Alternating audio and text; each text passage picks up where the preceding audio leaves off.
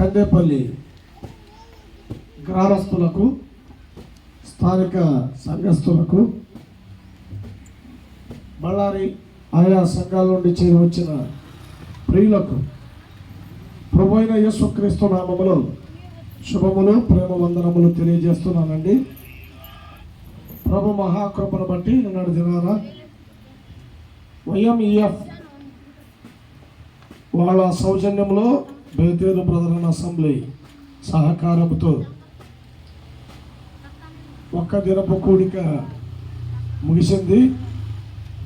అక్కడ వాక్య పరిచర్య చేయడానికి పిలువబడ్డాను.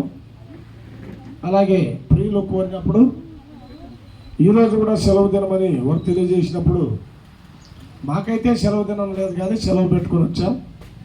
కర్ణాటకలో ఈ 2 దినాలు సెలవు దినాలుగా ఉండగా దైవ సన్నిధిని అనుభవించాలని ఆశ కలిగి మరి కోరగా మీ మధ్య సహవాసం చేయడానికి ప్రభు నాకు ఇచ్చిన గొప్ప భాగ్యాన్ని బట్టి ప్రభుని ఎంతగానో స్తుతిస్తున్నాను.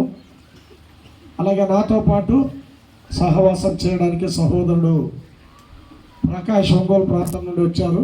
అనంతపురంలో వారికి తెలిసిన సొంత మామగారు ఉన్నారు కనుక ఇరువురు కలిసి వచ్చాం. ఈ సందర్భంగా తాను కూడా వాక్య పరిచర్య చేయడం, ఒకే స్వరం వినడం కొంత విసుగ్గా ఉంటుంది కనుక మధ్యలో సహోదరుడు యవనస్తుడు చక్కగా దేవుని వాక్యాన్ని ధ్యానించి అందిస్తున్న సహోదరుడు వారి తండ్రి గారు సుధాకర్ గారు చాలా కాలం నుంచి మేము ఎరుగుదాము. ఒంగోలు ప్రాంతంలో పరిచర్య చేస్తున్నవారు కనుక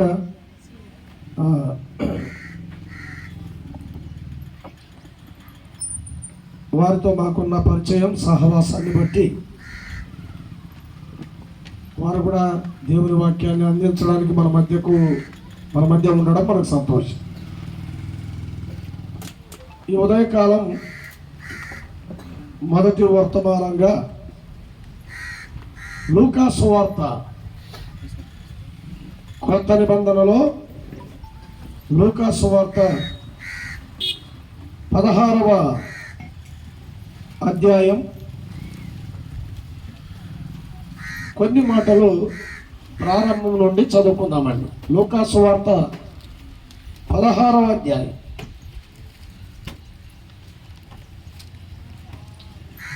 మరియు ఆయన తన శిష్యులతో ఇట్లా నేను ఒక ధనవంతుని యొద్ద ఒక గృహ నిర్వాహకుడు ఉండాడు.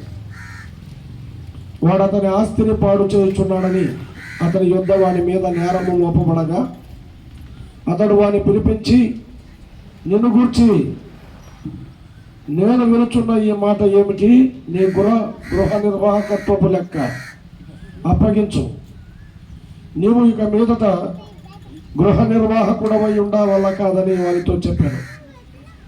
ఆ గృహ నిర్వాహకుడు తనలో తాను, నా యజమానుడు ఈ గృహ నిర్వాహకత్వపు పనిలో నుండి నన్ను తీసివేయను గనుక నేనేమి చేతును త్రవ్వలేను, భిక్షమెత్త సిగ్గుపడుచున్నాను.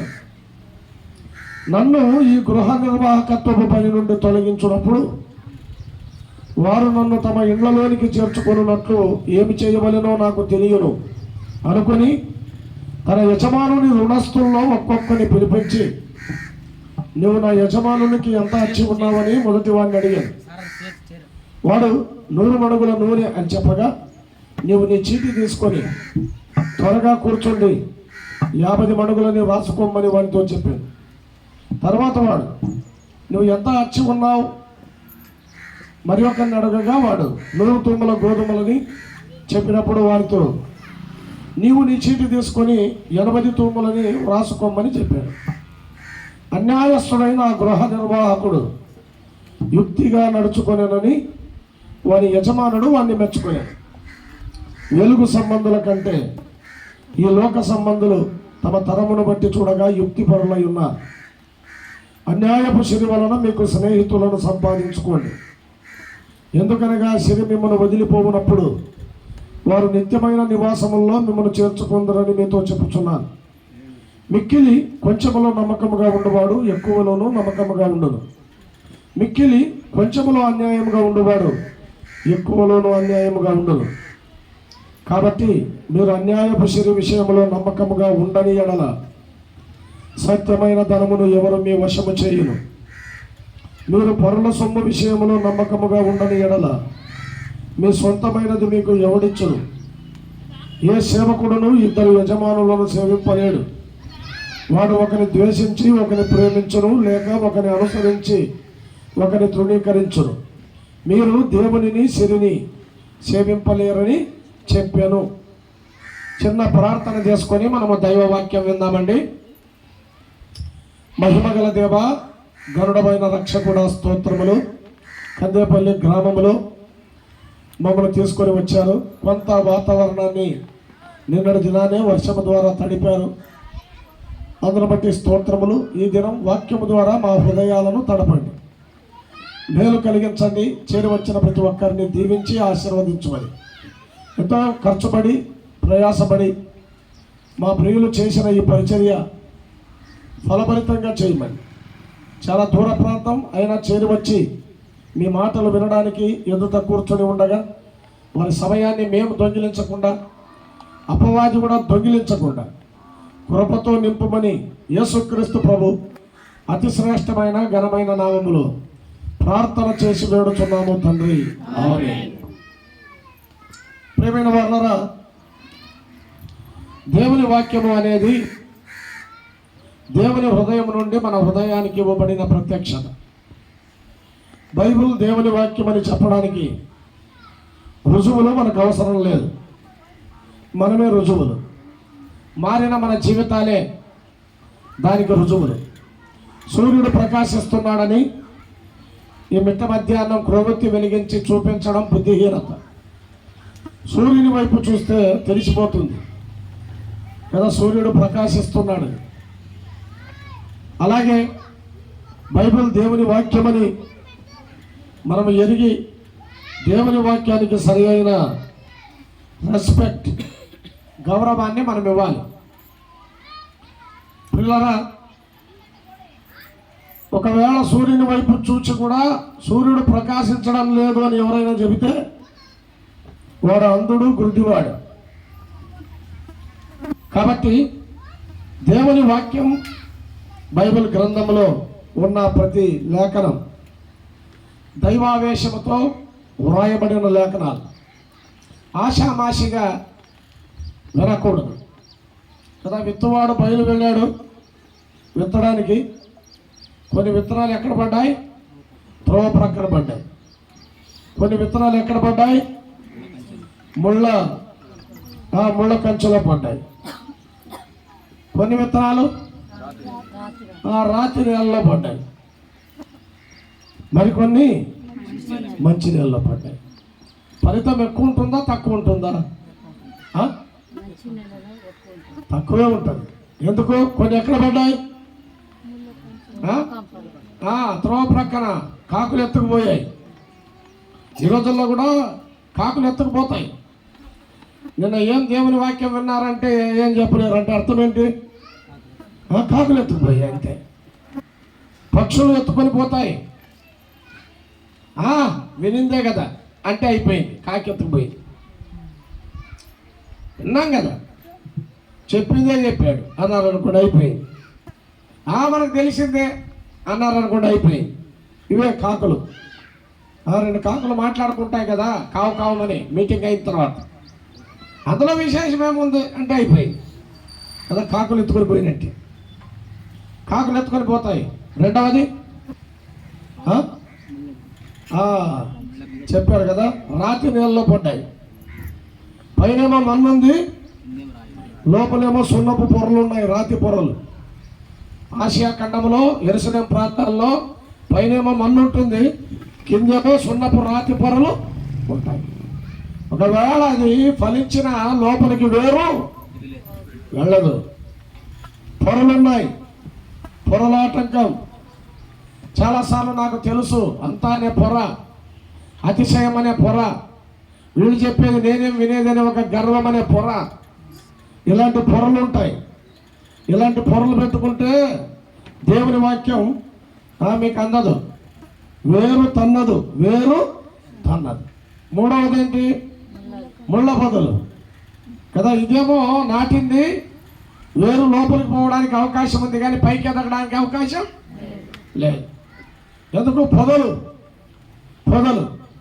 జీవన వ్యాపారాలు, కుటుంబ వ్యవహారాలు, వ్యాపార సంబంధమైన విషయాలు, ఆ ఫోన్లు, ఈ ఫోన్లు, ఆ మెసేజ్లు, ఈ మెసేజ్లు, రకరకాల వ్యాపకాలు పెట్టుకొని కూర్చుంటాం. అందుకే చెప్పాడు, మార్తా నీవు అనేకమైన పనుల వలన పనులు కదా పెట్టుకొని, విస్తారమైన పనులు పెట్టుకొనడం చేత తొందరపడుచున్నావు. విస్తారమైన పనులు మార్తకు లేవు, పెట్టుకునిందంట. కొంతమంది పెట్టుకుంటారు, విస్తారమైన పనులు పెట్టుకునడం చేత దేవుని వాక్యానికి దూరం అవుతారు, కంగారు పడతారు, తొందరపడతారు, ప్రభు మీద ఆయాసపడతారు. మరియు ఉత్తమమైన దాన్ని ఏర్పరచుకుంది. వంట చేయడం ముఖ్యమే, అలాగే వాక్యం వినడం కూడా ముఖ్యమే. మార్త వలె మనం వంట చేయాలి, పరిచర్య, మరియు వలె వాక్యం వినాలి. ఈ దినాల్లో ఈ రెండు చేస్తేనే దేవుని వాక్యం మనలో ఫలించేది. మరియు మాదిరి ప్రభు పాదాల దగ్గర కూర్చోవడమే కాదు, అంతకుముందు ఆమె వంటగదిలో పోయి సహాయం చేసి వచ్చింది. ఆలోచన చేయండి. ఇంకా ఏమే విస్తారమైన పనులు పెట్టుకోవడం చేత తొందరపడతా ఉంది. అటు రకరకాల వ్యాపారాలు, ఆయా విషయాలు మీ మెదడులో నుండి వెళ్ళిపోని అప్పుడు మీరు దేవుని వాక్యాన్ని వింటారు. లేకపోతే కంగారు, తొందర. అసలు గ్యాస్ బంద్ చేసి వచ్చారా అని పక్కన ఆమె అడిగిందానికి ఇంకంతే సంగతి. బంద్ చేసిన మనసులంతా ఏముంటుంది? అదే ఉంటుంది. అసలు ఆ అమ్మాయి స్కూల్ నుండి వచ్చి ఉంటుందా అని అడిగింది అనుకో. ఇంకొక ఆమె వచ్చి ఉంటుంది కానీ ఏమో అదొక భ్రమలో ఉండిపోతాను. ఇలాంటి కంగారు, ఇలాంటి బెంగ, ఇలాంటి భ్రమ, ఇలాంటి చింత పెట్టుకుంటే మీరు దేవుని వాక్యాన్ని వినలేరు. అందుకే దేవుని వాక్యాన్ని వినడానికి మనము సిద్ధపరచుకోవాలి. విందులని నేను ఎవరితో మాట్లాడదును, తమ హృదయాలను వారు సిద్ధపరచుకోనరు అని ఇర్మియా బాధపడ్డాడు. ఇర్మియా కాదు, నేను కూడా బాధపడతా.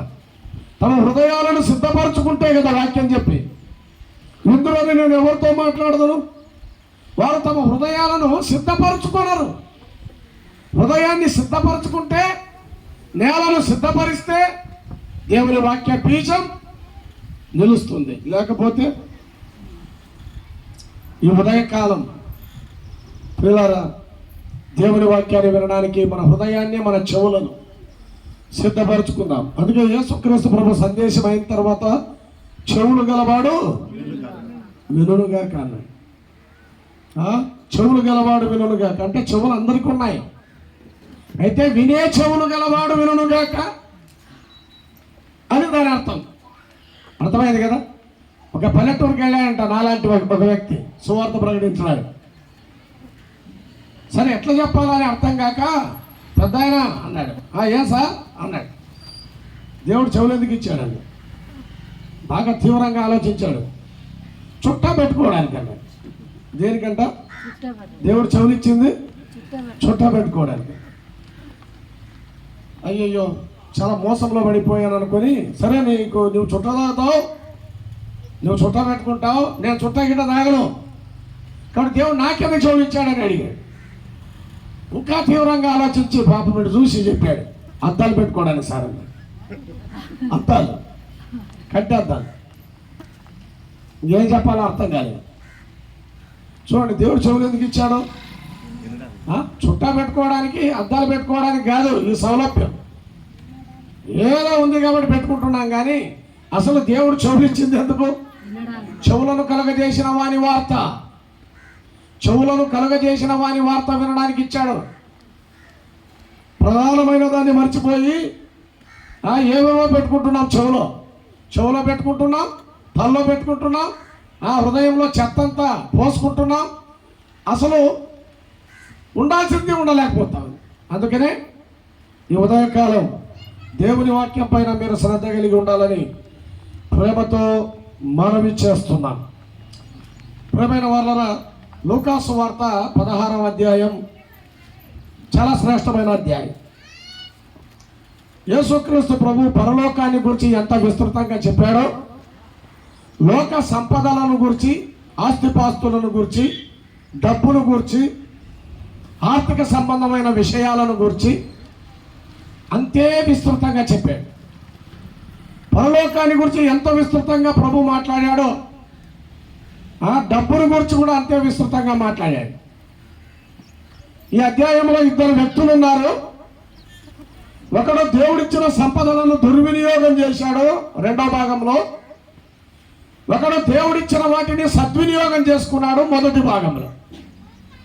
16వ అధ్యాయం మొదటి నుండి మనం గమనించినట్లయితే ఇంచుమించుగా మనం చదువుకున్నాం కదా, 13 వచనాలు, 16 నుండి 13 వచనాలు. సంపదలను సద్వినియోగం చేసుకున్నాడు.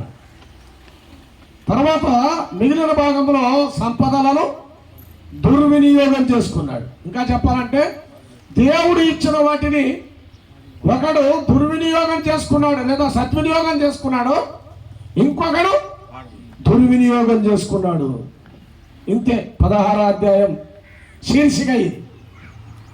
ఈ ఉదయకాలం మనం ధ్యానించాల్సిన మొదటి భాగం ఏంటంటే సద్వినియోగం చేసుకున్నాడు అనే విషయాన్ని మనం ఆలోచన చేద్దాం. చూడండి 16వ అధ్యాయం మొదటి వచనం చదవండి. మరియు ఆయన మరియు అంటే పైన ఉండేదాన్ని లింక్ చేశాడు. చాలా విషయాలు ఉన్నాయి. ఆ ఉపమానంతో ఈ ఉపమానాన్ని కూడా జోడించాడు. అక్కడ తప్పిపోయిన కుమారుడు అంటాడు కాదు, తిరిగి వచ్చిన కుమారుడు వాడి ఆస్తిని వాడు పాడు చేసుకున్నాడు. ఆ విషయాలను లింక్ చేస్తూ మరియు ఆయన తన శిష్యులతో ఇట్లా ఒక ధనవంతుని యొద్ద ఒక గృహ నిర్వాహకుడు ఉండెను. వాడు అతని ఆస్తిని పాడు చేయుచున్నాడని అతని యొద్ద వాని మీద నేరము మోపబడగా అనే మాట అక్కడ చూస్తున్నాం. ప్రియులారా, ఒక ధనవంతుడు ఉన్నాడు. అతడు యజమాని, అతడే షావుకారి. అతని క్రింద ఒక విచారణకర్త ఉన్నాడు, పై విచారణకర్త లేదా అతని క్రింద పనిచేసేవాడు. అతన్నే గృహ నిర్వాహకుడు అంటారు. ఇంగ్లీష్లో స్టీవర్డ్ అని పిలుస్తారు, స్టీవర్డ్. కాబట్టి ఈ గృహ నిర్వాహకుడు చెప్పాలంటే అన్యాయస్తుడు అని యేసు ప్రభువే చెప్పాడు. ఇతడు అన్యాయస్తుడైన గృహ నిర్వాహకుడు. మొదటి 2 వచనాల్లో ఇతడు బుద్ధి లేని గృహ నిర్వాహకుడు. ఎందుకు గృహ నిర్వాహకుడు అంటే వేరే వారి ఆస్తికి ఇతడు బాధ్యుడు, అంతేగాని వారసుడు కాదు, సొంతదారుడు కాదు. ఆస్తిని సొంతం చేసుకోవడానికి ఇతనికి హక్కు లేదు కానీ దాన్ని అనుభవించవచ్చు, కానీ సొంతదారుడు కాదు. యజమాని చిత్తము చొప్పున తను పని చేయాలి, అనుభవించవచ్చు, తినొచ్చు, తాగొచ్చు, అనుభవించవచ్చు, కానీ సొంతదారుడు కాదు. పనివాడు, ఇది అతనికి చెందింది కాదు, అనుభవంలో ఉంది, తనది కాదు. తాను అకౌంటబిలిటీగా ఉండాలి. అందుకే ఒక యజమానుడు అప్పగించిన వాటిపైన జవాబుదారీతనం అతనికి ఉంది. గృహ నిర్వాహకుడైన వాడు నమ్మకంగా ఉండాలి యజమాని దగ్గర. కానీ ఇతడు అపనమ్మకస్తుడైన గృహ నిర్వాహకుడు, అన్యాయస్తుడైన గృహ నిర్వాహకుడు. చెప్పాలంటే నమ్మకంగా లేడు. యజమానుడు ఏ సంపదలపైన, ఏ ఆస్తులపైన గృహ నిర్వాహకత్వాన్ని అప్పగించాడో ఆ విషయంలో ఇతడు నమ్మకంగా లేడు. ప్రియులారా, ఇతన్ని విమర్శించే ముందు నువ్వు నమ్మకంగా ఉన్నావా? పరలోకపు యజమాని నీకిచ్చిన వాటిపైన నువ్వు నమ్మకంగా ఉన్నావా? నువ్వు ఒక సంఘం ఇచ్చాడా? ఇచ్చాడు, మరి నమ్మకంగా ఉన్నావా? సేవ ఇచ్చాడా? ఇచ్చాడు, మరి నమ్మకంగా ఉన్నావా? కుటుంబం ఇచ్చాడా? ఇచ్చాడు. మరి నమ్మకంగా ఉన్నావా? పిల్లల్ని ఇచ్చాడా? ఇచ్చాడు. మరి పిల్లల్ని నమ్మకంగా పెంచుతున్నావా? పిల్లల్ని పెంచే విషయంలో నీ నమ్మకత్వం, దేవుడిచ్చిన పిల్లలని చెప్తున్నావు మంచిదే, మరి వారిని పెంచే విషయంలో ఒక డాడీ సడన్ గా గదిలోకి వెళ్ళాడు. ఒక 6వ తరగతి 5వ తరగతి చదివే పిల్లోడు ఒక పుస్తకాలు చదువుతున్నాడు. వాళ్ళ డాడీని చూడగానే ఇట్లా వెనక్కి పెట్టేసుకున్నాడు. డాడీకి కోపం వచ్చింది, రౌతుడయ్యాడు. రేయ్ తీరా, ఏ పుస్తకం చదువుతున్నావు అన్నాడు. సరే, అంత కోపంగా ఉండేసరికి డాడీకి ఆ పుస్తకం చూపించాడు. ఏంటంటే ఆ పుస్తకము పిల్లల్ని పెంచడం ఎలా. ఏ పుస్తకం చదువుతున్నాడు వాడు? పిల్లలను పెంచడము ఎలా. అది నేను చదవాల్సిన పుస్తకం రా అన్నాడు. ఎవరు? వాళ్ళ ఆయన. డాడీ, నువ్వు చదవాల్సిన పుస్తకము కాదు, నాకు తెలియదు, అది నేను చదవాల్సిన పుస్తకం కూడా. ఎందుకు అన్నాడు. నువ్వు నన్ను ఎలా పెంచుతున్నావో తెలుసుకుందామని. నువ్వు నన్ను ఎలా పెంచుతున్నావో తెలుసుకుందామని నేను చదువుతున్నా. నువ్వు ఎలా పెంచుతున్నావు? నీ పిల్లల్ని ఎలా పెంచుతున్నావు? భక్తిలో పెంచుతున్నావు, విశ్వాసంలో పెంచుతున్నావు, పిల్లల ప్రేమతో పెంచుతున్నావు, నేర్పాల్సినవి నేర్పుతున్నావు, చెప్పాల్సినవి చెప్తున్నావా, పట్టించుకుంటున్నావా? అలాగే ప్రభు నీకు ఏదైతే అప్పగించాడో, ఏ బాధ్యతనైతే ఇచ్చాడో, ఆయన అప్పగించిన వాటిపైన నువ్వు నమ్మకంగా ఉన్నావా? నువ్వు ఒక రోజున లెక్క అప్పగించాలి.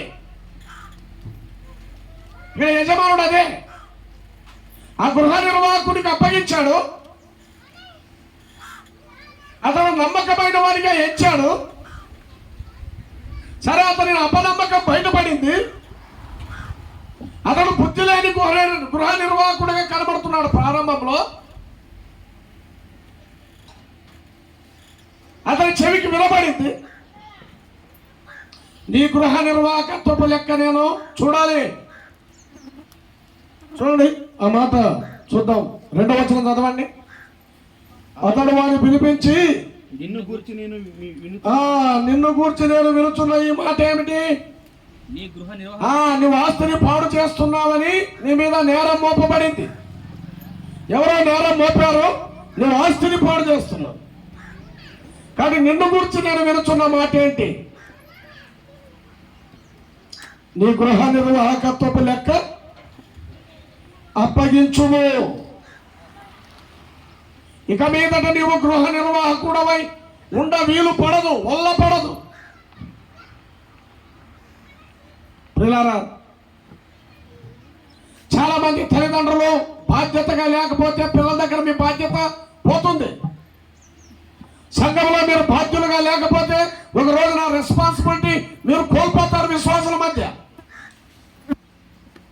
సమాజంలో సరి అయిన రీతిగా మీరు జీవించకపోతే మీ సాక్ష్యాన్ని కోల్పోతారు. నీ లెక్క అప్పగించవలసి వస్తుందన్న. నీ లెక్క మీరు అప్పగించాలి.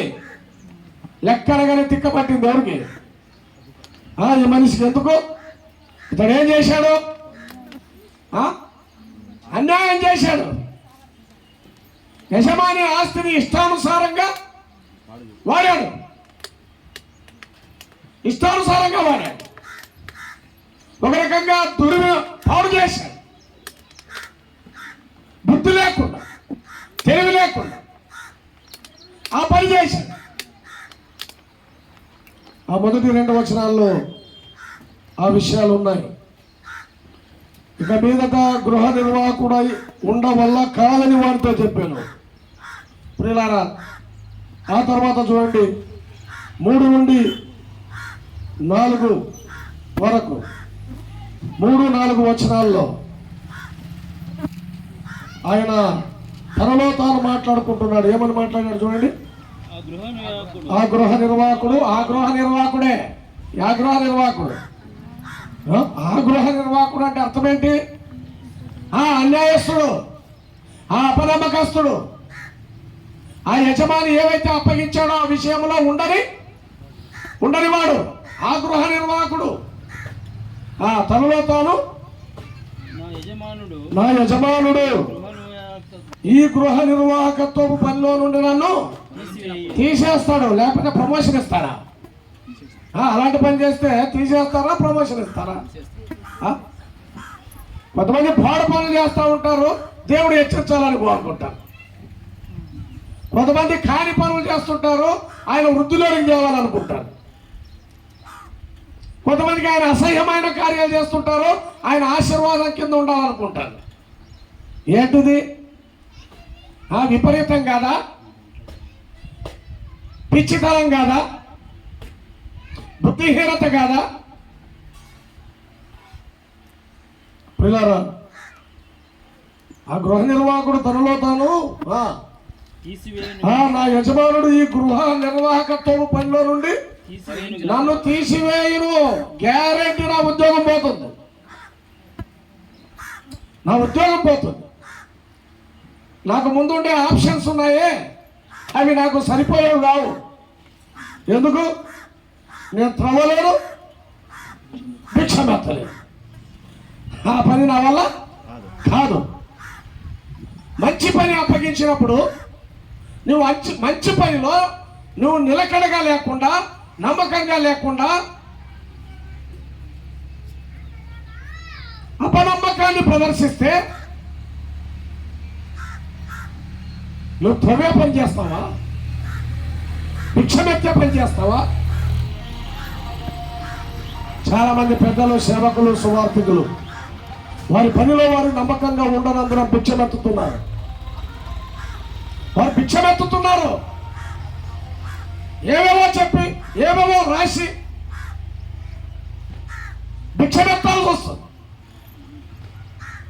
లేదా వాళ్ళ సంగతులు వీళ్ళ సంగతులు చెప్పి త్రవ్వి ఏదో ఆర్జించాలని పనికిరాని విషయాలపైన నేను తవ్వలేదు, నాకొద్దు, నేను భిక్షమెత్త, నేను భిక్షమెత్తలేదు, నేను త్రవ్వలేదు కదా. ఈయనకి సరిపోయిన ఆయన ఉంటాడు, ఆయన దగ్గర ఈయన గురించి ఏమైనా తవ్వితే బాగా ఆయన ఏదో చెయ్యి సహాయము, అది భిక్షమెత్తడమే కదా. అలాంటి పనులు చేయడానికి నేను సిగ్గుపడుతున్నాను, అలాంటి పనులు నేను చేయలేను. అపనమ్మకస్తుడు నిజమే, కానీ ఆలోచన పరుడు, ఇతను ఆలోచన పరుడు. నా ముందున్న ఆప్షన్స్ మంచివి కావు, నా ముందున్న ఆప్షన్స్ మంచివి కాదు. నేను త్రవ్వలేను, భిక్షమెత్తలేను, ఈ పని నేను చేయలేను, నా వల్ల కాదు. తర్వాత చూడండి, ఈ గృహ 4వ వచనం, నన్ను ఈ గృహ నిర్వాహకత్వము పని నుండి తొలగించినప్పుడు వారు నన్ను తమ ఇండ్లలోనికి చేర్చుకున్నట్లు ఏమి చేయవలనో నాకు తెలియను. కదా, నేనేమి చేతులని తల మీద చేతులు పెట్టుకున్నాడు. ఆ తర్వాత అతనికి ఆలోచన వచ్చింది కదా, ఇప్పుడు ఏం చేయాలో నాకు తెలుసు. ఊరికే తల మీద చేతులు పెట్టుకొని ఆలోచన చేసుకుంటే కూర్చుంటే ప్రయోజనమేమి? నా గతాన్ని నేను మార్చలేను, నా ఉద్యోగం పోయేది గ్యారెంటీ. కాబట్టి నా గతాన్ని నేను మార్చలేను. గతం గత ఊరికే చెప్తారు కొంతమంది కదా, గతం గత అంటారు, కానీ గతాన్ని నెత్తిన పెట్టుకొని ఊరేగుతా ఉంటారు. పోలీసు వాడు రిటైర్డ్ అయినా భార్య ఏదైనా అంటే బొక్కలో దోస్తా అంటాడు కదా, నిజమేనా? మిలిటరీ వాడు రిటైర్డ్ అయినా బరువైన బూట్లు వేసుకొని తిరుగుతూ ఉంటారు. బరువైన బూట్లు విడిచిపెట్టారు, సోషల్ మాస్టర్ రిటైర్డ్ అయిపోయిన తర్వాత కూడా పలానా వాళ్ళ ఇల్లు ఉండాలి ఈ వీధిలో అంటే ఆ వీధి మీద చరిత్ర పాఠం చెప్తాడు, తర్వాత అడ్రస్ చెప్తాడు. అడ్రస్ ఊరికే చెప్పడు, ఆ వీధి మీద ఏం చెప్తాడు? చరిత్ర పాఠమే చెప్తాడు. ఎందుకు? Retired teacher. పాఠాలు చెప్పడం అలవాటు. పిల్లలారా, ఎందుకు ఈ విషయాలు చెప్తున్నాను ఆలోచన చేయండి. గతమంతా బరువైన వస్తువు మరొకటి లేదు. కొంతమంది గతం గత అంటే కొంతమంది గతాన్ని నెత్తిన పెట్టుకొని ఊరేగుతుంటారు. కానీ ఈ వ్యక్తి మాత్రం మంచి ఆలోచన పరుడు, అపనమ్మకస్తుడు, బుద్ధి లేనివాడు, తెలివి లేనివాడు, బుద్ధి లేని పని చేశాడు, అపనమ్మకస్తుడు అయిపోయాడు. కానీ ఇతడు ఆలోచన పరుడు, ఇతడు ఆలోచన పరుడు. చెప్పాలంటే జ్ఞానం కలిగిన గృహ నిర్వాహకుడు. ఇతనికి జ్ఞానం ఉంది, బుద్ధి ఉంది. నేనేమి చేతును? పిల్లరా, కొంతమందికి ఆవేశం ఉంటుంది కానీ ఆలోచన ఉండదు. అన్యాయం చేయడం తెలుసు కానీ అందులో నుండి బయటపడడం తెలియదు కదా. గతంలోనే కూర్చుంటారు, అక్కడే వర్తమానంలోకి రారు. వర్తమానం అంటే ప్రజెంటే, ప్రస్తుతంలోకి రారు. ఏం చేయాలి అని అక్కడే ఉంటారు. వాళ్ళు ఏమి చేయరు. ఇతడు గతాన్ని గురించి దుఃఖపడితే అక్కడే కూర్చోలేదు. తన ముందున్నటువంటి ప్రస్తుతాన్ని, వర్తమాన కాలాన్ని, ఆ ప్రజెంట్ డే, ప్రస్తుతం నేనేం చేయాలి, ఈ సందర్భంలో నేనేం చేయాలి అది చేశాడు. ప్రారంభంలో బుద్ధి లేని వాడుగా ఉన్నాడు, నిజమే. కానీ ఇప్పుడు జ్ఞానం కలిగిన గృహ నిర్వాహకుడు. ఏం చెయ్యాలో నాకు తెలుసు. ప్రియులారా, 5 నుండి 8 వచనాల్లో గమనిస్తే తన యజమానుని అవకాశాన్ని సద్వినియోగం చేసుకున్నాడు. తన ముందున్నటువంటి వర్తమానాన్ని సరి అయిన రీతిగా ఉపయోగించి, నేను గతాన్ని మార్చలేను, వర్తమానాన్ని ప్రయోజనకరంగా నేను చేసుకుంటాను, దీన్ని బట్టి నా భవిష్యత్తుకు బాటలు వేసుకుంటాను అని చెప్పి తన భవిష్యత్తుకు బంగారు బాట వేసుకోవడం కోసమై అతడు ప్రస్తుత సమయాన్ని సరి అయిన రీతిగా వాడుకున్నాడు. పిల్లరా, వాడుకున్నాడు. అందుకే ఏమి చేయవలనో నాకు తెలుసు, ప్రస్తుతాన్ని ఎలా ఉపయోగించుకోవాలో నాకు తెలుసు, ఎలా బయటపడాలో తెలుసు, బయటపడే మార్గం నాకు తెలుసు.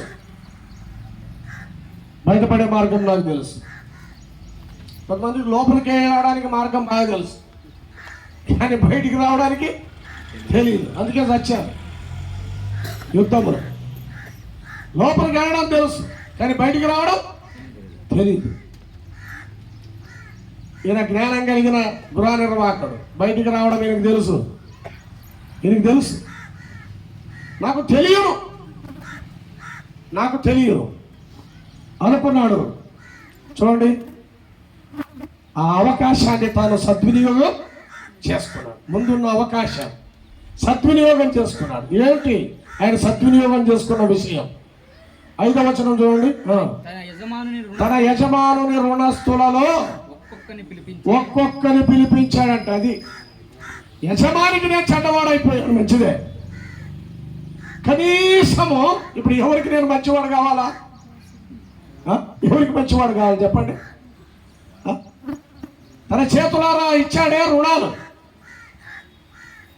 వారికైనా నేను మంచివాడిని కావాలి కదా. కొంతమంది అక్కడ మంచిగా ఉండరు, ఇక్కడ మంచిగా ఉండరు, వాళ్ళ జీవితం నరకం. నిజమేనా?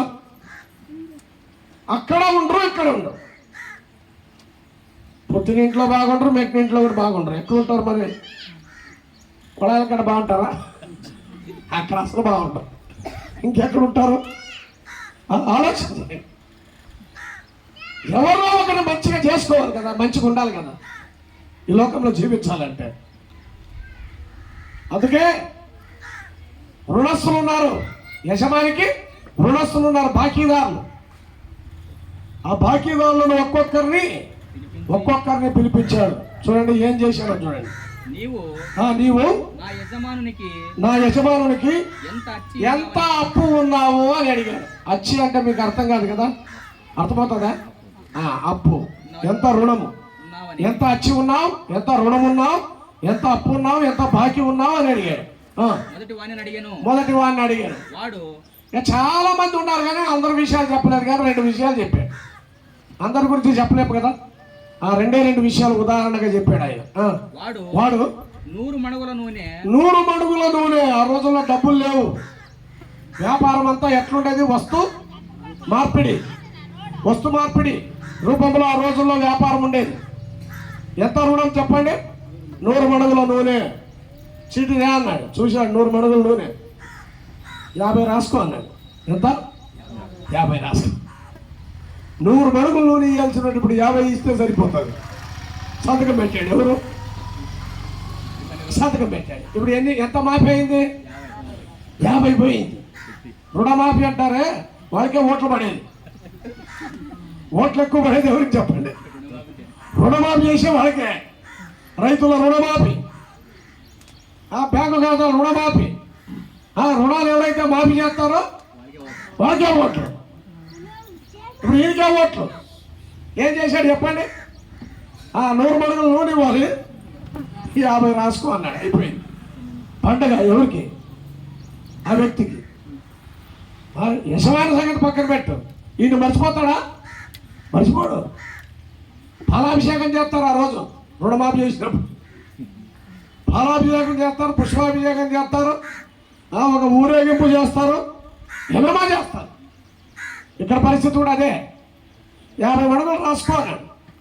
తర్వాత ఇంకొకరిని పిలిచారు చూడండి. తర్వాత వాడు నువ్వు ఎంత అచ్చి ఉన్నావని మరి ఒకరిని అడగగా వాడు 100 తూముల గోధుమలు అన్నాడు. 80 రాసుకో అన్నాడు. ఎంత? 80 రాసుకో. 20 పోయింది. 80 రాసుకో, 50 రాసుకో.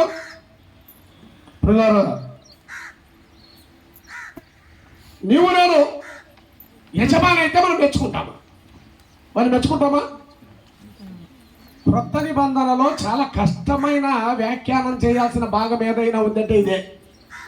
దీన్ని ఎలా వ్యాఖ్యానం చేయాలో కొంతమందికి బుర్ర పనిచేయలేదు, బైబిల్ పండితులు. కారణం ఏంటో తెలుసా? ఎవరైనా ఇలాంటి యజమానిని మెచ్చుకుంటారా? క్షమించండి, ఇలాంటి గృహ నిర్వాహకుడిని మెచ్చుకుంటారా? ఏ యజమాని అయినా మెచ్చుకుంటాడా? కానీ ఇక్కడ ఉండే యజమాని వాడిని మెచ్చుకున్నాడు. చూడండి, క్రింద రాయబడింది. క్రింద 8వ వచనం చదవండి. అన్యాయస్తుడైన గృహ నిర్వాహకుడు. అన్యాయస్తుడైన, ఇక్కడ కదా ఏమన్నాడు? అన్యాయస్తుడు. ఆయన మనసులో గృహ నిర్వాహకుడు అన్యాయస్తుడే. ఏమి చేసినా అన్యాయస్తుడే, ఎంత చేసినా అన్యాయస్తుడే. ఇది మర్చిపోకూడదు. యజమాని మనసులో ఉంది, ఇతడు అన్యాయస్తుడే. అన్యాయస్తుడైన ఆ గృహ నిర్వాహకుడు యుక్తిగా నడుచుకొనని వాని యజమానుడు అని మెచ్చుకొనను. చూడు, యజమానుడు అని మెచ్చుకున్నాడు. ఎలా మెచ్చుకుంటాడండి? అన్యాయస్తులను కూడా మెచ్చుకుంటే ఇంకా న్యాయస్తుల సంగతి ఏంటి? నీతిమంతుల సంగతి ఏంటి? మంచి వాళ్ళ సంగతి ఏంటి? అన్యాయస్తుని మెచ్చుకోవచ్చా? రకరకాల వ్యాఖ్యానాలు వినబడుతున్నాయి. కానీ జాగ్రత్తగా ఆలోచిస్తే ఆయన ఏం మెచ్చుకున్నాడో? వాడు చేసిన అన్యాయాన్ని మెచ్చుకోలేదు. అదిగా వాడి మనసులో ఏముంది? ఆ యజమాని మనసులో ఏముంది? అన్యాయస్తుడైన గృహ నిర్వాహకుడనే ఉంది. అతను చేసిన అన్యాయాన్ని మెచ్చుకోలేదు. మరి ఏం మెచ్చుకున్నాడు? యుక్తిని మెచ్చుకున్నాడు. అది భక్తిని కాదు మెచ్చుకునింది. అతను భక్తిపరుడని కాదు, నీతిపరుడని కాదు, మంచివాడని కాదు మెచ్చుకునింది. అతని యుక్తిని మెచ్చుకున్నాడు. అదే జ్ఞానాన్ని తెలివిని మెచ్చుకున్నాడు. తనకు సంభవించిన దాన్ని, ఆ నష్టాన్ని అలాగే పెట్టుకొని ఏడుస్తూ కుమిలి సావలేదు. ఒక మంచి ప్రయత్నం చేశాడు. తన ముందున్న కాలాన్ని సరి అయిన రీతిగా తాను సద్వినియోగం చేసుకున్నాడు. ఎందుకు అలా చేశాడంటే చెప్పాడు చూడండి. ఎందుకు అలా చేశాడు? అక్కడే 4వ వచనంలోనే చెప్పాడు చూడండి. ఎందుకు అలా చేయాల్సి వచ్చింది? 4వ వచనం చదవండి. నన్ను ఈ గృహ నిర్వాహకత్వపు పని నుండి తొలగించున్నప్పుడు వారు నన్ను తమ ఇండ్లలోనికి చేర్చుకొనున్నట్లు కదా. ఇప్పుడు ఉద్యోగం పోయింది, నేను బయటికి వెళతా, సార్ రండి సార్ అంటారు. ఎవరు అంటారు చెప్పండి? ఈ 53 నుండి రాసి వాడు అంటాడు. 100 తుమ్ముల గోధుమలు ఇవ్వాల్సింది 20 తుమ్ముల గోధుమలు తీసుకున్నాడే, రాసుకున్నాడే వాడు అంటాడు. అట్లాంటి వాళ్ళు ఇంకా చాలా మంది ఉన్నారు. వాళ్ళందరూ ఈయన వదిలిపెడతారా? ఈయన చేర్చుకోరా? ఈయన ప్రేమించరా? తమ ఇంటికి పిలవరా? భోజనం పెట్టరా? ఈయనకి సహాయం చేయరా? అయ్యో సార్ మా కోసమే, అతను ఉద్యోగం పోయినట్టుంది అయ్యో అనుకుని అతన్ని ఏం చేస్తారు చెప్పండి? ఎవరిది? ఊరి పేరు చెప్పండి. అన్యాసం అంటాం. కందేపల్లి ఉండే వాళ్ళు చేర్చుకోరా? ఇట్లాంటి వ్యక్తుల్ని తప్పకుండా చేర్చుకుంటాం. మాకు మేలు చేశాడు, మాకు బాగా చేశాడు, మా రుణం సగం పోయింది, మాకు చేశాడు. తమ ఇండ్లలోనికి నన్ను చేర్చుకుంటారు. పిల్లారా, తమ ఇండ్లలో చేర్చుకున్నట్లు అనే మాట రాశాడు. ఆలోచన చేయండి. యేసు ప్రభు ఇందులో నుండి ఒక మంచి ఉపదేశం చేశాడు. ప్రభు చేసిన ఉపదేశం చూడండి.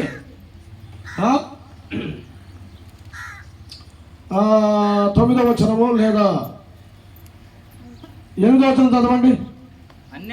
అన్యాయస్తుడైన ఆ గృహ నిర్వాహకుడు యుక్తిగా నడుచుకొనని వాని యజమానుడు వాని మెచ్చుకొనెను. వెలుగు సంబంధుల కంటే ఈ లోక సంబంధులు తమ తరమును బట్టి చూడగా యుక్తి పరులై ఉన్నారు. వెలుగు సంబంధులు కంటే లోక సంబంధులు, వెలుగు కుమారుల కంటే లోక కుమారులు, నమ్మిన వాళ్ళ కంటే నమ్మని వాళ్ళు ఇలాంటి విషయాల్లో చాలా యుక్తిపరులుగా ఉన్నారు, తెలివైన వారుగా ఉన్నారు, జ్ఞానం కలిగిన వారుగా ఉన్నారు. వెలుగు సంబంధులైన మీరెందుకు లేరు?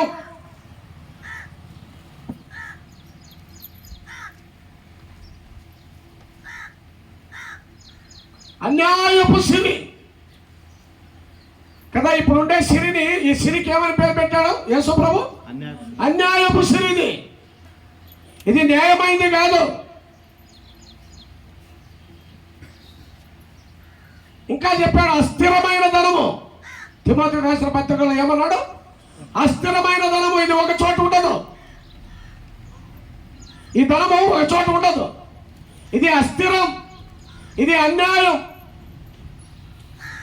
ఎవరైనా సిరిని, ఇది అన్యాయమైన సిరి అని ఎవరైతే తెలుసుకుంటారో ఆ సిరి పట్ల వారికి మక్కువ తక్కువ అవుతుంది. దాన్ని సరి అయిన రీతిగా వాడు ఖర్చు చేస్తాడు, సరి అయిన రీతిగా పెట్టుబడి పెడతాడు, భవిష్యత్తులో లాభాలు పొందుతాడు. కాబట్టి అన్యాయపు సిరి వలన మీరు పరలోకములో స్నేహితులను సంపాదించుకోండి. మీకున్నవి దాచుకోవడానికి ప్రయత్నం చేయొద్దు. ఇక్కడ దాచుకుంటే చిమ్మెట కొడుతుంది, తుప్పబడుతుంది.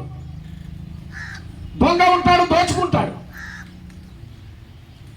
కాబట్టి మీకేమైతే తండ్రి అప్పగించాడో, పరలోకపు దేవుడు అప్పగించాడో వాటిని సరి అయిన రీతిగా సద్వినియోగం చేసుకోవడం, ఖర్చు పెట్టడం, దాని ద్వారా అనేక మందిని సంపాదించుకోవడం, స్నేహితులను సంపాదించుకోండి, ఆత్మలను సంపాదించుకోండి. ఖర్చు చేయండి, మూట కట్టి పెట్టద్దు. లోకంలో ఉన్నవారు ఈ పెట్టుబడుల విషయాల్లో, లాభాల విషయాల్లో కదా, ఎంత పెడితే ఎంత వడ్డీ వస్తుందో అలాంటి విషయాల్లో చాలా తెలివిగా ఉంటారు. వెలుగు సంబంధులైన మీరు పరలోకంలో ఎందుకు ధనం కూర్చుకోరు? పరలోకంలో స్నేహితులను ఎందుకు సంపాదించుకోరు? ఒక రోజున నిత్యమైన నివాసాల్లోకి వెళ్ళినప్పుడు అక్కడ నిన్ను గురించి సాక్ష్యం చెప్పడానికి ప్రభు దగ్గర ఒక్కడూ లేకపోతే, ఈ బ్రదర్ని బట్టి మేము నమ్ముకున్నాం, ఈ బ్రదర్ మమ్మల్ని ప్రేమించాడు, కరోనా టైంలో మమ్మల్ని చూడడానికి వచ్చాడు, మాకు సహాయం చేశాడు, మాకు నీళ్ళు ఇచ్చారు, మమ్మల్ని ప్రేమించారు, మమ్మల్ని ఆదుకున్నారు, ఒక్కొక్క మూట బియ్యం ఇచ్చారు.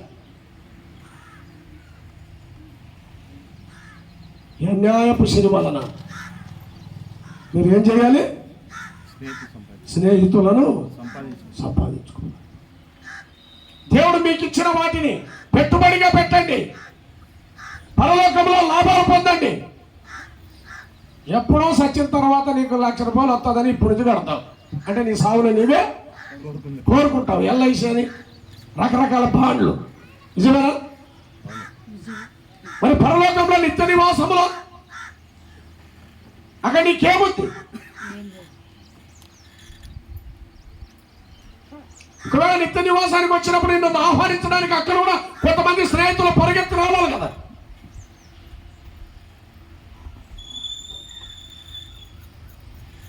ఊరికే పెడుతున్నారు ఇలాంటి కూటాలు. ఎన్ని వేల రూపాయలు ఖర్చు అవుతాయి, ఎన్ని రూపాయలు ఖర్చు అవుతాయి, ఎంత ప్రయాస. దీని అంతటికీ కారణం ఏంటి? ఇది వృధానా? కాదు. ప్రియులారా, డబ్బును ప్రయోజనకరంగా వాడాలంటే ముందుగా నీవు తెలుసుకోవాల్సింది ఏంటంటే అది అన్యాయపు శని. ఒక రోజున అన్యాయం అయిపోతుంది నీ దగ్గర పెట్టుకుంటే కూడా. నువ్వు గుట్టక్కమంటావు, అంతే సంగతి. నువ్వు సంపాదించినవి ఎవరి వగను?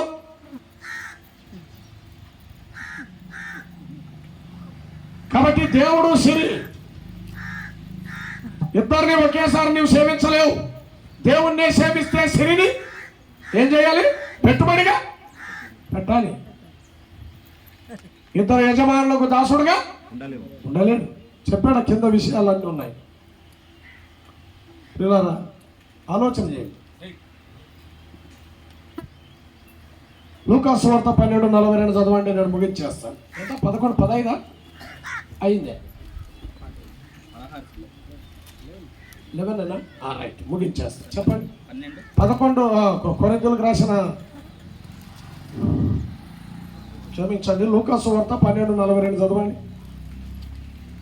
ప్రభు ఇట్లనెను, తగిన కాలమున ఆహారం పెట్టుట ప్రతివానికి ఆహారం పెట్టడానికి యజమానుడు తన ఇంటి వారి మీద నియమించినట్టు నమ్మకమైన బుద్ధి గల గృహ నిర్వాహకుడు ఎవడు? యజమానుడు నియమించిన నమ్మకమైన గృహ నిర్వాహకుడు ఎవడు? తన ఇంటి వారికి భోజనం పెట్టడానికి, పరిచర్య చేయడానికి, సేవ చేయడానికి, సంఘమనే గృహములో దేవుని వాక్యాన్ని పంచిపెట్టడానికి,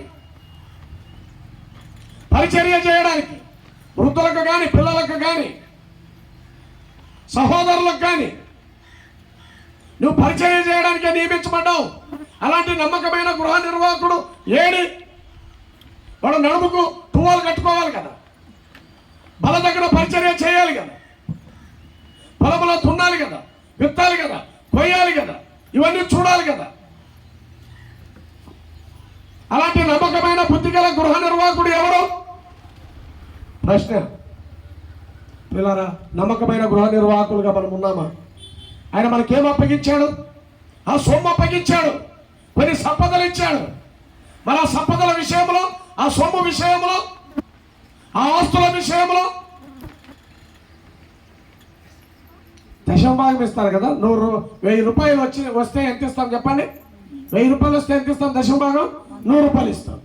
నేను 100 రూపాయలు దేవునికి వేసేస్తే 900 రూపాయలు నీ ఇష్టానుసారంగా వాడుకోవడానికి నీకు అధికారం ఉందని నువ్వు అనుకుంటున్నావా? 100 రూపాయలు దేవునికి ఇచ్చావు, మంచిదే. 900 నీ ఇష్టమా? నువ్వు ఎట్లయినా ఖర్చు చేస్తావా? ఇచ్చింది ఎవరు? 100 రూపాయల పైన కాదు ఆయన అజమాయిషి. ఆ 900 రూపాయల పైన కూడా లెక్క అడుగుతాడు. మిగిలిన 900 రూపాయలు ఎలా ఖర్చు పెట్టావు?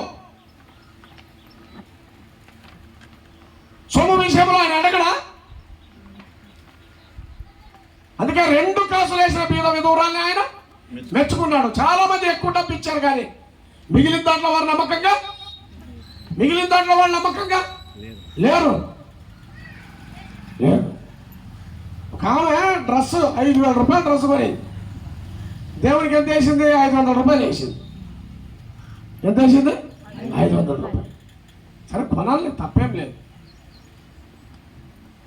ఆ రోజు సువార్త, ఎవరైనా సువార్తకి ఏమైనా ఇస్తారా? ఇవ్వండి. మనం రాకపోయినా మన సొమ్మైనా సువార్తకు రావాలి కదా అంటే చాలా బీద విధవరాలు ఒక 1000 రూపాయలు తెచ్చిచ్చింది. నా దగ్గర ఏమి లేవు, మన సంఘం 1000 రూపాయలు తెచ్చిచ్చింది. కానీ ఇలాంటి జల్సాలు చేసేవాళ్ళు, రిసార్ట్స్ వెళ్ళేవాళ్ళు 1000 రూపాయలు ఖర్చు పెట్టుకుని విహార యాత్రలకు వెళ్ళేవాళ్ళు రూపాయి ఇవ్వలేదు.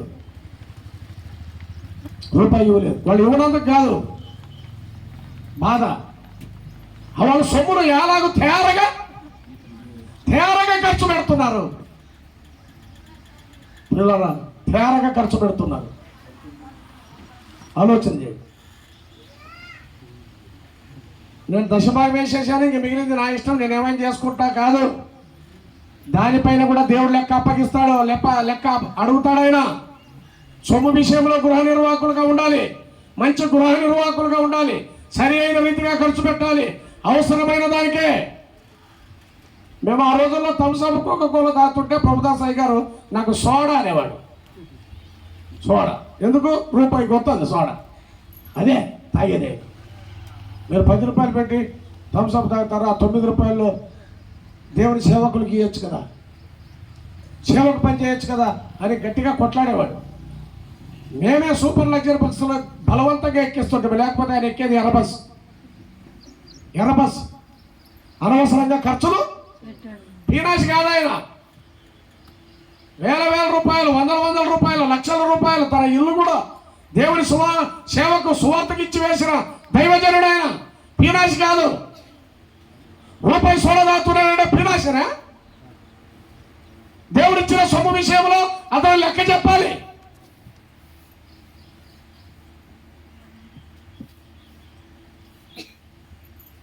సమయం విషయంలో హింసలకు రాసిన పత్రిక 5:15 చదవండి. త్వరగా నేను ముగించేస్తాను.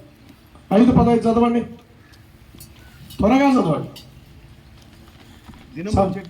దినములు చెడ్డవి, మీరు సమయమును పోనీయక. సమయం పోతుంది, సమయం ఆగదు.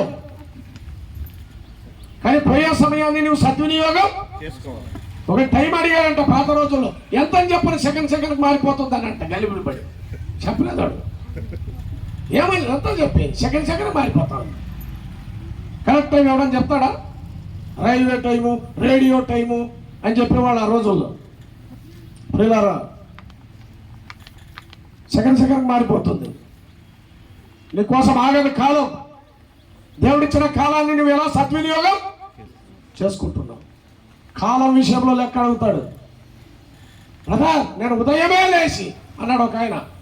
చాలా సంబరపడ్డా. ఉదయమే లేచి ఏం చెప్తాడో ఆత్మీయంగా అనుకున్నాను. చొమ్ము నీళ్ళు తాగుతాను బ్రదర్ అని. ఏం తాగుతాడంట? అది పెద్ద సంగతే. నువ్వు చొమ్ము నీళ్ళు తాగితే నాకేమి, బకెట్ నీళ్ళు తాగితే నాకేమి. ఉదయమే లేచి నేను ఏదో 1 గంట ప్రార్థన చేసుకుంటా, లేకపోతే ఒక 2 గంటలు వాక్యం చదువుతా అని చెప్తాడని చెవులు రిక్కించి వింటున్నా. కానీ ఆయన చెప్పింది ఏది? ఉదయమే లేచి ఏం చేశాడంట?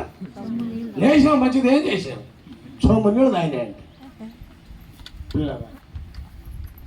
ఆలోచింది. అంటే నీ సమయాన్ని నువ్వు ఎలా చొమ్ము నీళ్ళు కాదు, నువ్వు ఎన్ని నీళ్ళైనా తాగు. ఉదయం లేచి నువ్వు చేసే విలువైన పని, దేవుని కొరకు నువ్వు చేసే ఖర్చు పెట్టే సమయం ఎంత? నేను ముందుకెళ్ళిపోతా. కొరింథీయులకు రాసిన మొదటి పత్రిక 4:1.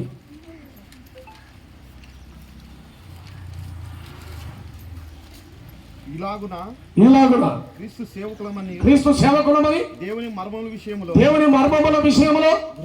గృహ నిర్వాహకులమని ప్రతి మనుషుడు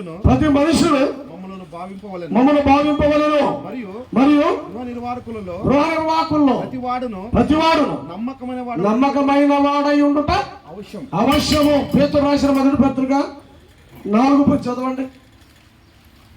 పేతురు మొదటి పత్రిక 4:10.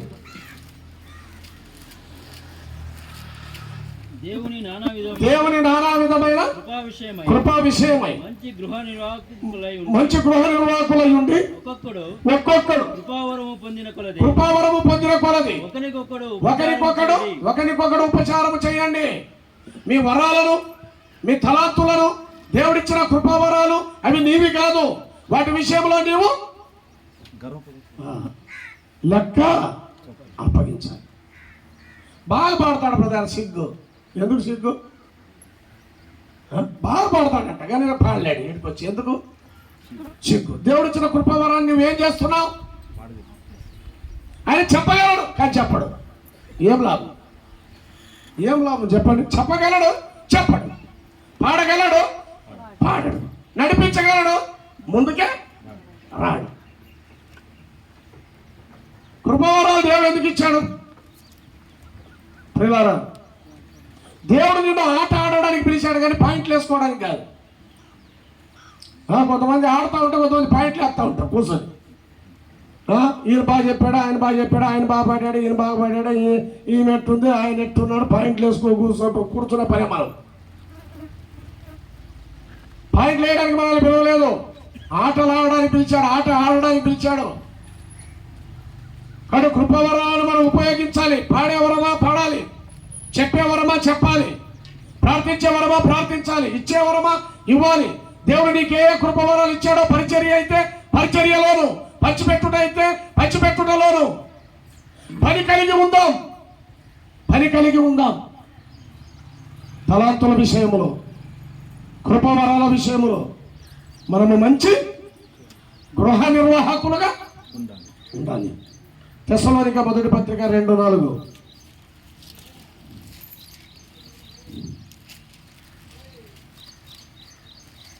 సువార్తను మాకు అప్పగించుటకు యోగ్యులమని దేవుని వలన ఎంచబడిన వారమై మనుషులను సంతోషపెట్టుటకు కాక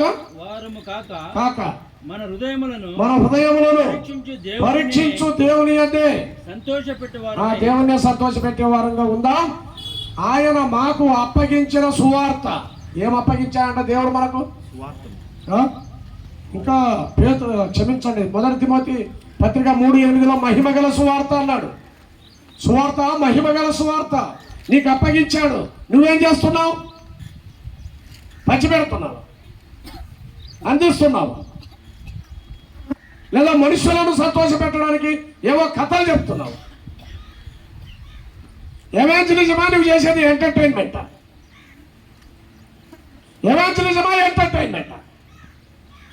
నేడు చాలా సంఘాల్లో ఎవాంజలిజం కన్నా ఎంటర్టైన్మెంట్ పెరిగిపోయింది. ఊరకే కాలాన్ని గడుపుతున్నారు. స్కిట్లని, డ్యాన్సులని, ఏవో ప్రోగ్రామ్స్ అని, కార్యక్రమాలని. నీ సావది. సువార్త లేదు. యేసుక్రీస్తు ప్రభు భూలోకానికి ఎందుకు వచ్చాడు? మన పాపాల కోసం ఏం చేశాడు? ఆయన ప్రాణమే పెట్టవలసి వచ్చింది కదా. ఆయన రక్తాన్ని చిందించాడు. లేఖనముల ప్రకారం ఆయన మరణించాడు, సమాధి చేయబడ్డాడు, 3వ దినాన తిరిగి లేచాడు. ఇది సువార్త, పాపికి సువార్త. ఈ రక్షణ సువార్త ఇంకా వినని ప్రజలు ఎంతమంది ఉన్నారు? కోకోకోలా అందరికీ తెలిసిపోయింది, క్రీస్తు తెలియలేదు. కోకోకోలా దూసుకెళ్ళిపోయింది. ఏమన్నా అడిగినా చెప్తాడు కోకోకోలా అంటే, కానీ క్రీస్తు అంటే తెలియదు. మరి దానికి కారణం ఎవరు? మనమే. పిల్లరా, ప్రచురిస్తున్నాము, ప్రకటిస్తున్నాము, సిగ్గుపడవలసిన వారుగా ఉన్నాం. మనుషుల్ని సంతోషపెట్టడానికి ఏవేవో ప్రోగ్రామ్స్ మన ముందు పెట్టుకున్నాం, కానీ ప్రభువును సంతోషపెట్టే కార్యక్రమాలు మానివేశాం. సువార్త అనేది సంఘానికి ఒక ఆభరణం, విలువైన ఆభరణం. ఆభరణము పోతే ముండమోపే. ఏది సంఘం? ఆలోచన చేయండి. కాబట్టి సువార్త ప్రకటించే వారి పాదములు పర్వతం మీద ఎంతో సుందరమైనవి. అయ్యో సువార్త ప్రకటించకపోతే నాకు శ్రమ. శ్రమ. ప్రార్థన చేద్దాం. మహిమగల దేవ, ఘనుడమైన రక్షకుడా స్తోత్రములు. ఈ ఉదయకాలం ప్రారంభ సందేశంగా కొద్ది నిమిషాలు అవును ప్రభా మరి నాన్న దాటింది, క్షమించండి. మీ సందేశాన్ని అందించడానికి మీరు కృప చూపినందుకు స్తోత్రములు. దీవించమని యేసుక్రీస్తు ప్రభు అతి శ్రేష్టమైన నామములో ప్రార్థన చేస్తున్నాము తండ్రి. ఆమేన్.